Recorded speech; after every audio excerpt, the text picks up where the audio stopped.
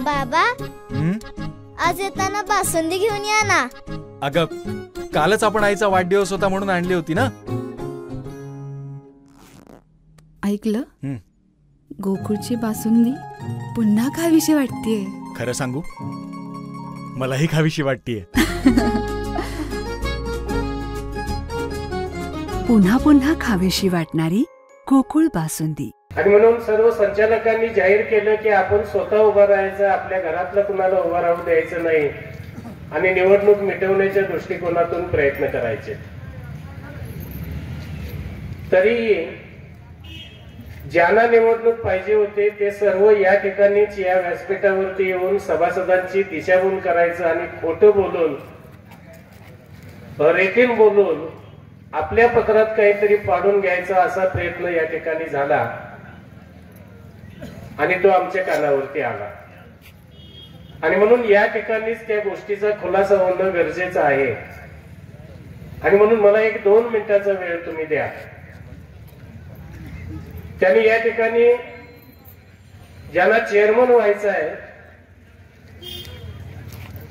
त्यांनी या सभेमध्ये भोगावती कारखान्याचे चेअरमन आणि संचालक आमच्या बरोबर बोलत नाहीत, निवडणुकीसंबंधी चर्चा करत नाहीत, म्हणून या संस्थेची निवडणूक सभासदांच्या माती मारली असा एक आरोप केला. सभासद बंधूंनो, गेले 1 महिनाभर या निवडणुकीचा कार्यक्रम चालू असल्यापासून आम्ही अनेक नेते मंडळींच्या बरोबर चर्चा करतोय परिसरामधल्या. मागच्या निवडणुकीमध्ये ज्या ज्या माणसांनी आम्हाला मदत केली आणि ज्या ज्या माणसाने आम्हाला विरोध केला त्या सर्वांच्या बरोबर आम्ही बोलत आहोत आणि ही निवडणुकीची प्रक्रिया मिटवण्याच्या दृष्टिकोनातून आम्ही थोडंसं पुढे जायचा प्रयत्न करतोय. कारण या निवडणुकीला कमीत कमी 15 ते 20 लाख रुपयाचा खर्च येणार आहे.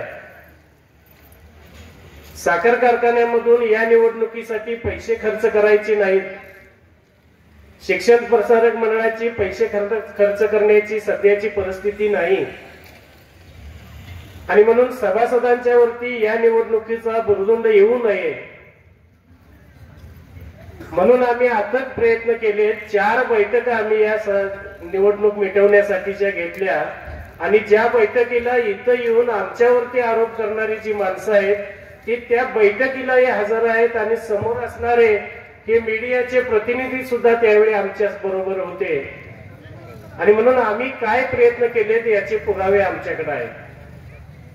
पण सभासदांना काहीतरी खोटं नाटं सांगायचं आणि आपलं खोटं झालेलं नाणं आणि परत जागृत होतंय का, चालतंय का बघायचं, हा जो त्यांचा प्रयत्न आहे तो निश्चितपणानं या परिसरामध्ये असणारे सुज्ञ सभासद कदापि शक्य होऊ देणार नाही. तुम्हाला थोड्याशा 2 गोष्टी माहीत असणं गरजेचं आहे की निवडणूक मिटवण्याच्या पहिल्या 3 बैठका झाल्या त्याच्यामध्ये अगदी प्रत्येक जण जरा व्यवस्थितच आपल्यावर काही बाजू येऊ नये अशा पद्धतीने बोलत होते, सांगत होते की आम्ही निवडणूक मिटवण्यासाठी काही करायला तयार आहोत. पण ज्यावेळी कुणी किती उमेदवार द्यायचे, कुणी किती सीट घ्यायच्या यावरती चर्चा चालू व्हायला लागल्यानंतर मात्र प्रत्येकाचे डोळे उंचावायला लागले, भवयात आणायला लागल्या. आणि म्हणून माघारीच्या आदल्या दिवशी सकाळी 10 वाजता आम्ही सर्व संचालकांनी एकत्रित येऊन प्रत्येक पक्षाचे 2-3 असे महत्वाचे पदाधिकारी या बैठकीसाठी बोलवले.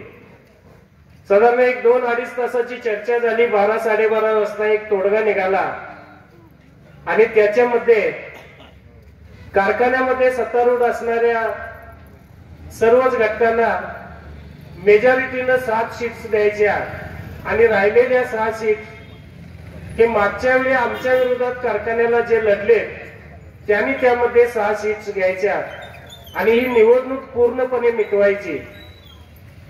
आणि त्यासाठी सायंकाळी 5 वाजता परत एक बैठक घ्यायची आणि त्यांनी 6 नावं द्यायची आणि आम्ही त्यामध्ये 7 नावं घालायची आणि एकूण 337 लोकांनी जे फॉर्म भरलेले होते त्यापैकी हे 13 बाजूला काढायचे आणि राहिलेले सर्व फॉर्म माघार घ्यायचे. प्रत्येक पक्षाची प्रत्येक नेत्यानं जबाबदारी घ्यायची असं ठरवून आम्ही 12:30-1च्या दरम्यान उठलो आणि 5 वाजता जमायचं हा निर्णय घेतला.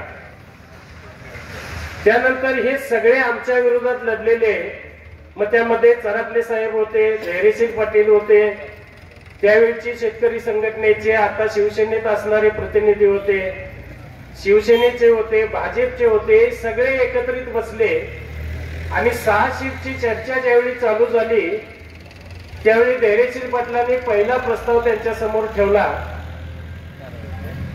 की कारखान्याच्या निवडणुकीमध्ये आमच्या पॅनेलला जे मतदान पडलेलं आहे त्याची सरासरी बघितली तर मला 4.5 शिटा मिळायला पाहिजे. कुठलं गणित कॅल्क्युलेशन त्याने करून आणलं तर त्यांच्या नावासमोरच्या डिग्र्या बघितल्या तर त्या डिग्रीमध्ये गणित हा विषय आहे बरं का, पण या माणसानं कुठल्या कॅल्क्युलेशननं 4.5 शीट्स काढल्या या मात्र कोडा अजून आम्हाला उलगडलेला नाही. जसं त्या पण या माणसाच्या डोक्यात एकच विचार आहे की मी जिथं जाईन तिथं चेअरमन पाहिजे. 2010ला आपण दिली तर परत या संस्थेची निवडणूक लागेल असं मला तरी वाटत नाही. आणि म्हणून तो प्रस्ताव त्यांनी त्यांच्या बरोबर चर्चा करत असताना 7 शीटचा मोडून काढला आणि मला तुमच्या बरोबर यायला जमत नाही म्हणून उठून गेले. आणि मग त्यानंतर 1 तासाभरानं भाजप आणि शिवसेनेच्या नेत्यांचा मला फोन आला. आम्ही वरती कारखान्याच्या मीटिंग हॉलमध्ये बसलेलो होतो. सर जरा खाली या गेस्ट हाऊसला तुमच्या बरोबर चर्चा करायची आहे. मला वाटलं यांचं मिटलं वाटतं, बरं झालं बापू, आम्हाला आता 7 शिटा करायला पाहिजे. मी अतिशय आनंदाने खाली आलो तर त्यांचा प्रस्ताव वेगळाच. त्यांनी असा प्रस्ताव ठेवला की धैर्यशील गेले, चरापले गेले, नाही म्हणून सांगून गेलेत, आता शिवसेना आणि भाजपवादी आम्ही तुमच्या बरोबर येतो, आम्हाला 6 शिटा द्या आणि तुमच्या 7 शिटा द्या आणि आपण पॅनेल करूया.